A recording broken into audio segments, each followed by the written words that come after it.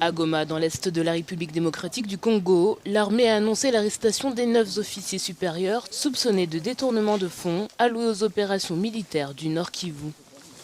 Les auteurs présumés de ce délit ont été appréhendés et mis à la disposition de la justice. Selon le porte-parole de l'Inspection générale des forces armées de la RDC, il s'agit d'officiers de plusieurs unités, parmi lesquels la logistique, le génie militaire, la santé ainsi que l'administration et les finances.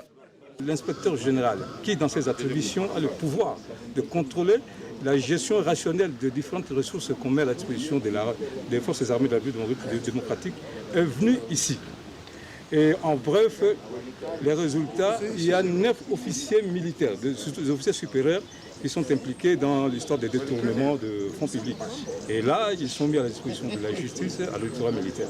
L'arrestation de ces officiers militaires a été saluée par la population congolaise qui encourage toutes les démarches contribuant à l'amélioration de la situation sécuritaire dans la région. Nous saluons d'abord cet effort de l'inspection générale militaire et nous appelons encore une fois l'inspection générale militaire d'aller très loin.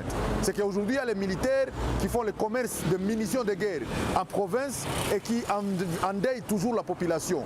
C'est que ces officiers de FARDC, tous doivent être traqués et arrêtés. C'est que l'état-major, l'inspection générale de l'état-major militaire doit élargir son champ d'enquête pour traquer tous ces officiers-là. Si cette arrestation représente une avancée dans la lutte contre la corruption dans le pays, la société civile et des organisations des droits de l'homme demandent l'organisation de procès publics et équitables pour servir d'exemple à d'autres militaires. Nous ne pouvons pas être satisfaits totalement par rapport à cette étape, mais il faudra qu'il y ait des procès justes et équitables, pédagogiques, publics, qui donnent des leçons, qui accordent, si vous voulez, encore une fois l'espoir, non seulement aux troupes qui sont en train de se battre, mais aussi à la population qui a longtemps crié pour qu'il y ait plus de moyens alloués à l'armée.